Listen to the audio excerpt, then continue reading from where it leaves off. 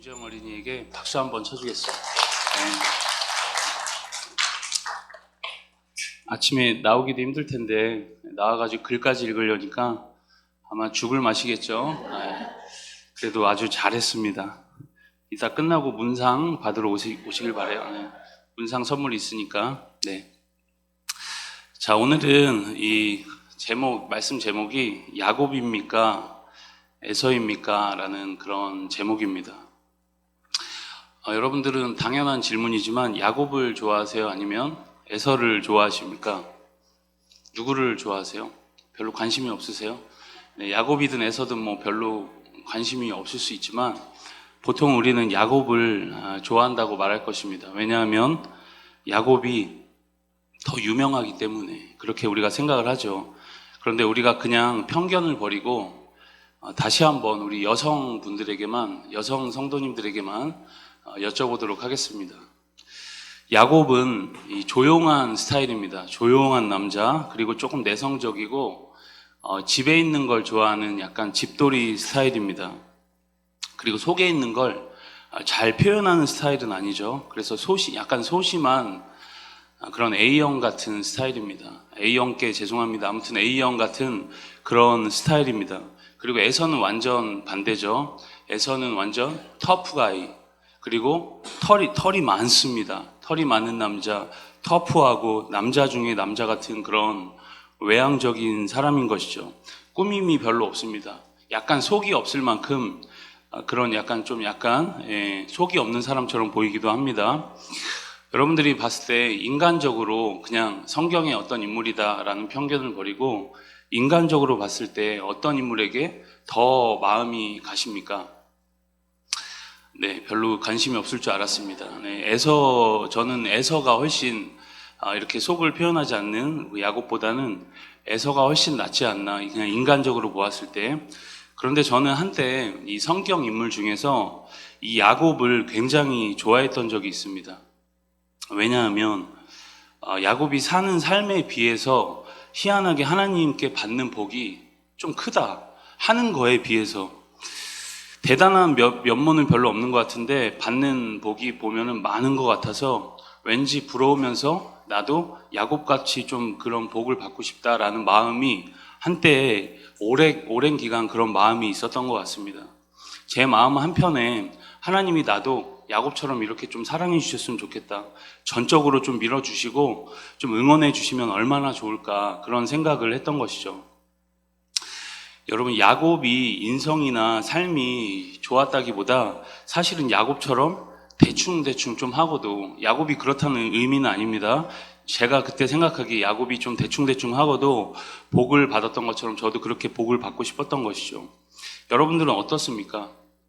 우리가 많이 힘들이지 않고 좋은 것만 이제 쏙쏙 좀 빼먹는 그런 신앙, 이것이 아마 우리가 야곱에 대해서 좀 갖고 있는 편견이 아닐까, 그런 생각을 해보게 됩니다. 그런데 오늘은 그런 야곱에 대한 그런 오해, 좀 편견을 조금 풀어보려고 합니다. 저는 우리가 살아가면서 어떤 인생을 살아도 상관없다고 생각합니다. 다 부름받은 모습이 우리 가운데 다 다르죠. 어떤 사람은 좀 부자로 살고, 또 어떤 사람은 좀 가난하게 삽니다. 또 어떤 사람은 굉장히 얼굴이 질서정연하게 잘생긴 사람도 있고, 조금은 질서가 무질서한 얼굴도 있습니다. 우리가 솔직히 세상적 관점으로 봤을 때 다 얼굴 모양도 다르고 혈색도 다르고 다 다르죠. 다 부름받은 모습이 다릅니다. 그런데 다 괜찮다고 생각합니다. 하나님께서 허락하신 삶이라면 그 어떤 형태라도 상관이 없죠. 그런데 우리가 영적인 삶에 대한 태도는 조금 달라야 된다고 그렇게 믿습니다. 영적으로 우리가 무엇이 중요한지는 잘 알아야 우리가 다른 삶을 살 수 있겠죠. 그래서 저는 여러분들에게 묻고 싶습니다. 이 새벽에 여러분들은 야곱입니까? 에서입니까? 영적인 의미에서 우리 인생을 딱 두 부류로 딱 나눈다면 야곱 또는 에서, 그 둘 중에 하나에 속하는 것이죠. 오늘 이야기를 들으면서 나는 혹시 에서인지 아니면 야곱인지 한번 생각해보는 은혜의 시간 되길 소망합니다. 우리는 여러분, 야곱과 에서 하면 무엇이 가장 떠오르죠? 우리가 가장 잘 아는 이야기, 오늘 우리가 읽은 이야기입니다. 바로 팥죽 이야기입니다. 성경에는 팥죽이라고 나와 있지는 않지만 죽이라고 나와 있지만 우리는 팥죽이라고 이야기하죠. 들에서 사냥하다가 돌아온 에서가 배고픈 나머지 야곱의 꾀임에 넘어가서 자신의 장자권을 야곱에게 팔아버리는 것이죠. 그래서 우리는 심정적으로 그냥 보았을 때 야곱이 좀 얍삽하다 그렇게 생각을 하게 되죠. 맞습니다, 여러분. 얍삽한 거 맞죠? 자신의 방법으로 장자권을 취하는 것은 물론이고 그 방법이 굉장히 교활한 건 맞습니다.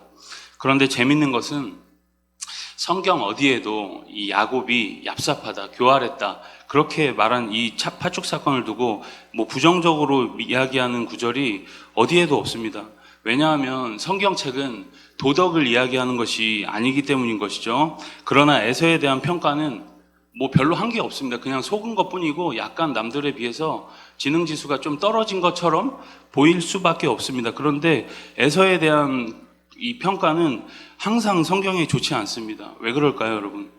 영적인 것에 대한 태도였기 때문입니다. 여러분, 우리가 휴머니즘이나 어떤 도덕적 차원에서 보면 야곱보다 에서가 훨씬 인간적이고 괜찮은 사람처럼 보입니다. 여러분, 사실 이 장자권을 이 팥죽 한 그릇에 팔았다고 하는데 여러분 생각해 보시기 바랍니다. 그것을 여러분 팔았다고 해서 팔리는 겁니까, 여러분? 그렇죠? 눈에 보이는 어떤 장자권에 계약서가 있는 것도 아니고 당시에 그 장자권을 사고 팔았다 한들 거기에 여러분 어떤 의미가 있겠습니까? 그런데 여러분 영적인 세계에서는 하나님이 보았을 땐 결국 야곱이 장자가 됩니다.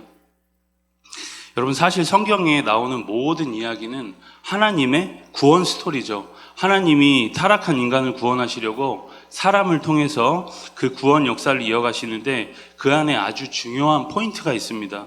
하나님은 약속을 통해서 이 약속이라는 것을 통해서 언약이라는 것을 통해서 그 일들을 행하고 계신다는 것이죠.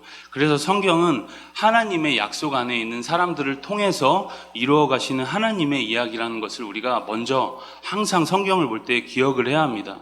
그런 의미에서 볼 때 야곱은 그 약속을 믿었던 사람이고 그 약속을 아주 소중하게 생각하는 사람이었다는 것이죠. 그게 약간 삶으로 나타날 때 아름답지 못하게 표현됐기 때문에 그랬던 것이지 그것은 분명한 사실이었던 것입니다. 그게 사실인지 우리 함께 한 번 더 짚어보시죠. 여러분 머리가 조금 복잡하겠지만 지금부터 약간 머리를 쓰셔야 됩니다. 아브라함의 여러분 자녀가 누구죠? 아들? 이삭이죠. 이삭의 자녀는 누굽니까? 야곱이죠. 야곱은 쌍둥이였습니다. 아브라함은 야곱의 그럼 어떻게 되죠? 관계가? 할아버지죠. 그럼 여기서 퀴즈 한번 내보겠습니다. 그럼 아브라함은 야곱과 함께 한 시간이 있었을까요? 야곱과 아브라함이 함께 산 시간. 우리 앞에 말씀 히브리서 말씀인데 우리 히브리서 11장 8절로 9절 말씀 함께 읽어보겠습니다. 시작. 믿음으로 아브라함은 부르심을 받았을 때에 순종하여 장래 유업으로 받을 땅에 나아갈새 갈 바를 알지 못하고 나아갔으며 믿음으로 그가 이방의 땅에 있는 것 같이 약속의 땅에 거류하며 동일한 약속을 유업으로 함께 받은 이삭 및 야곱과 더불어 장막에 거하였으니. 아멘. 지금 뭐라고 이야기하죠? 함께 장막에 아브라함과 그 손자였던 야곱이 머물렀다 그렇게 이야기를 하고 있습니다. 그럼 그 전에 아브라함이 지금 동일한 유업이라고 지금 얘기하는데 아브라함이 받은 약속은 무엇일까요? 우리 다음 화면을 함께 보시면 내가 너로 큰 민족을 이루고 내게 복을 주어 내 이름을 창대하게 하리니 너는 복이 될지라. 너를 축복하는 자에게는 내가 복을 내리고 너를 저주하는 자에게는 내가 저주하리니 땅의 모든 족속이 너로 말미암아 복을 얻을 것이다. 이것이 여러분 하나님께서 아브라함에게 한 약속이죠. 큰 민족을 이루고 복을 받아 이 아브라함을 통해 모든 족속이 복을 얻을 것이다. 그런 약속을 하셨습니다. 그런데 여러분 이 약속은 아브라함 개인에게만 해당되는 약속이 아니라 여러분 이 아브라함 아브라함의 가정과 함께 가정 모두에게 속한 약속이었던 것이죠. 그 가문에 해당하는 약속이었습니다. 여러분 아브라함은 그들과 그 자손들과 함께 살면서 손자인 야곱과 에서 모두에게 자신이 받은 약속에 대해서 얘기를 했겠죠. 우리 할머니 할아버지가 그 6.25 때 일제시대 때 있었던 이야기를 손자에게 해주듯이 아마 아브라함도 손자인 야곱에게 자신이 그 받았던 약속에 대해서 야곱 야곱뿐만 아니라 에서에게도 뭐 여러 번 설명을 하고 또 이야기를 항상 해주었을 것입니다. 그런데 여러분, 여기서 이제 갈리게 되는 것이죠. 야곱은 그 말씀을 항상 귀한 것으로 받았고, 에서는 그 말씀을 뭐 그런 거야? 뭐 나랑 뭔 상관이 하면서 그렇게 하찮게 여겼다는 것이죠. 그것이 여러분 삶으로 표현된 사건이 바로 팥죽 사건이었던 것입니다.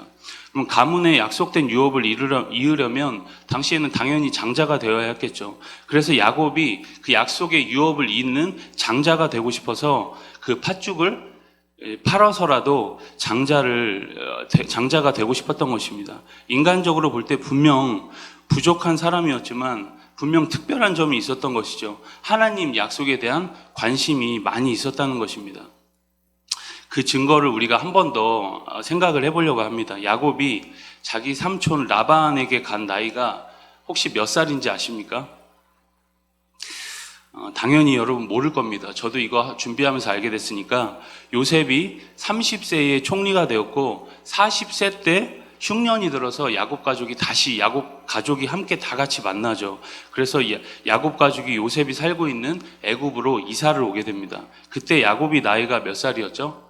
그거는 우리가 알아야 됩니다. 야곱의 나이가 130살이었죠. 요셉의 나이 40살, 그리고 야곱의 나이 130세.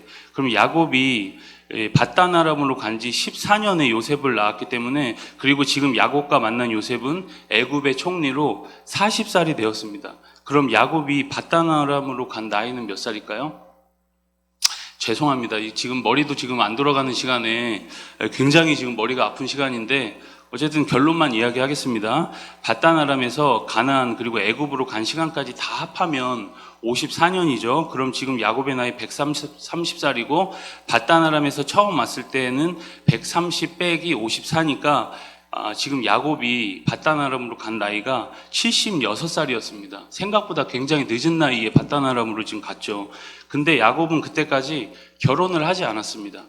네, 홀몸으로 지금 가고 있는 것이죠. 왜냐하면 하나님께서 그 약속된 자녀와 하나님이 약속한 그 약속된 자녀와 결혼을 해서 그 대를 이어가려고 하나님 약속 때문에 이제 그렇게 했던 것입니다. 그래서 우리 앞에 다시 한번 보시면서 창세기 27장 우리 46절의 말씀 함께 읽겠습니다. 시작. 리브가가 이삭에게 이르되 내가 햇사람의 딸들로 말미암아 내 삶이 싫어졌거늘 야곱이 만일 이 땅의 딸들 곧 그들과 같은 햇사람의 딸들 중에서 아내를 맞이하면 내 삶이 내게 무슨 재미가 있으리이까. 아멘. 그럼 리브가는 큰아들 에서가 하나님의 약속에 대해서는 전혀 관심 없이 이방인 햇사람과 결혼해서 약속에 벗어난 삶을 장자인 에서가 그렇게 살았기 때문에 걱정이 너무 컸던 것이에요. 그래서 야곱이라도 지금 지키고 싶었던 것이죠. 야곱은 자신이 약속의 대를 이어갈 사람이라고 그렇게 생각을 했던 것 같습니다. 그래서 당시 이방 땅이었던 가나안 땅에서는 결혼할 여인이 없어서 지금 형 에서가 무서워서 지금 도망가는 거기도 하지만 이제 약속의 자녀를 얻으러 이제 고향인 밧단 아람으로 지금 가고 있는 것이죠. 그래서 여러분 결혼할 사람을 찾지 못해서 76살까지 결혼을 못했던 것입니다. 여러분 이렇게 야곱은 약속에 충실했던 사람입니다.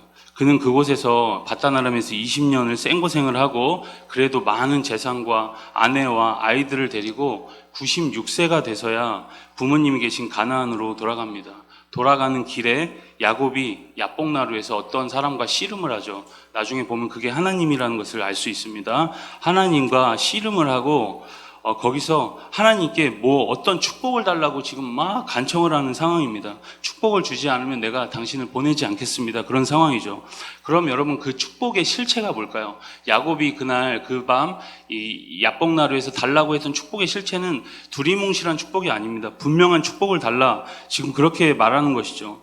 그 축복은 바로 아브라함에게 말씀하신 대로 믿음의 계보를 이어가는 그 축복을 달라는 것입니다. 에서에게 지금 내가 죽을 상황인데 그 죽을 상황에 그 하나님의 대를 이어갈 수 없는 상황이니까 내가 죽지 않고 그 대를 이어갈 수 있는 분명히 눈에 보이는 축복을 달라 그렇게 이야기했던 것이죠.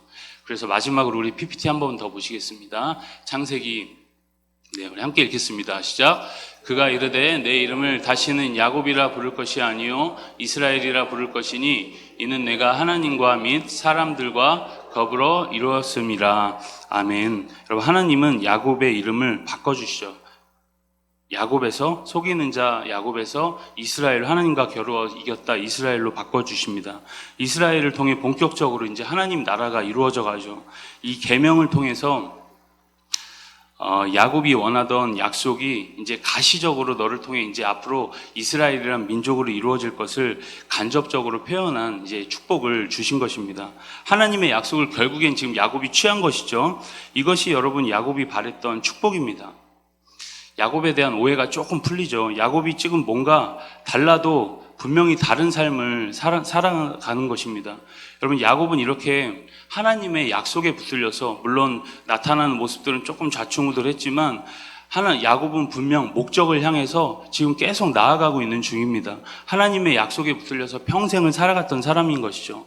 오늘 27절의 말씀처럼 야곱은 조용한 사람이었으므로 라는 말을 할 때 이 조용한 사람은 온전한 사람이라는 말로 번역해도 문제가 없는 단어라고 그렇게 이야기를 합니다. 이것이 그를 향한 하나님의 평가였던 것이에요, 여러분. 그는 도덕적이지도 인간적이지도 못했지만 평생 하나님의 약속 붙들고 하나님 편에서 살았던 사람인 것이죠. 그는 여러분 결국 축복을 받았고 하나님의 선하신 뜻을 이루는 진정한 사명자가 되어서 평생을 살아간 것입니다. 여러분, 야곱이 실수한 적이 없었을까요? 야곱 삶에서 그렇게 온전하기만 했을까요? 아마 그렇지 않았을 것을 우리는 잘 압니다. 그러나 하나님이 보시는 눈은 우리의 눈과 완전 다르죠. 하나님의 약속을 붙들고 살면 때론 세상에 손가락질 당하기도 하고 때로는 멍청하다는 소리를 들을지도 모릅니다. 하나님의 것을 향해 나아갈 때는 항상 그런 평가를 우리 가운데 들을 수 있어요. 당장 눈앞에 있는 이익을 다 놓치는 것 같다는 생각이 들지도 모르겠습니다. 그러나 우리는 보이지 않는 가치를 그럼에도 불구하고 붙들고 살아갑니다. 여러분, 이게 그리스도인인 것이죠. 여러분, 그래서 기독교는 누가 착하냐, 나쁘냐, 누가 더 인권에 관심이 많냐, 누가 더 휴머니즘적이냐, 여러분, 이런 이야기는 나가서 하는 겁니다. 나가서. 교회 안에서도 물론 가르치긴 해야 되지만 교회는 그런 걸 가르치는 종교가 아닌 것이에요. 여러분, 생명 대신 하나님 편에 서서 하나님의 약속을 붙들고 끝까지 가는 것을, 현재 내 모습은 어떠할지라도 끝까지 가는 것을 가장 중요하게 여기는 것이 바로 기독교라는 것이에요. 그래서 여러분, 잘하든 잘못하든 예수님께 계속 붙어있는 사람이 성공한 사람입니다. 아멘. 여러분, 야곱은 그 약속을 분명히 인식하면서 살았기 때문에 76살까지 이방인과 결혼하지 않고 그냥 그렇게 살았던 것이에요. 야곱인들 여러분, 그게 좋았겠습니까? 거짓말 하면서 장자권을 뺏는 것이 그렇게 여러분 좋기만 했겠습니까? 그러나 무엇이 진짜 중요한지 알았기 때문에 야곱은 여러분 비겁해 보이는 행동도 때론 서슴지 않았던 것이에요. 여러분, 물론 우리가 상식과 이 도덕에 벗어난 삶을 살아서는 안 되겠죠. 그런데 오늘 말씀은 중요한 메시지를 알려주려고 그 일을 서슴지 않고 성경에 쓴 것입니다. 여러분, 우리 다시 한번 여러분들에게 여쭤보겠습니다. 여러분들은 야곱입니까? 에서입니까? 여러분, 우리의 삶에서 이어지는 매 순간에 이 선택을 보면 우리가 정말 하나님 약속에 관심이 있는 사람인지, 하나님 약속과는 전혀 관계없는 사람인지를 잘 알 수 있습니다.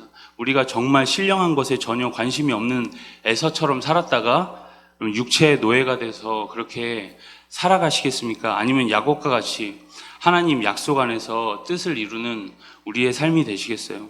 여러분, 진짜 똑똑한, 무엇이 중요한지 여러분 잘 아시는 그런 은혜가 우리에게 주어진 2월 안에 충만히 넘치기를 주님의 이름으로 간절히 소망합니다. 아멘.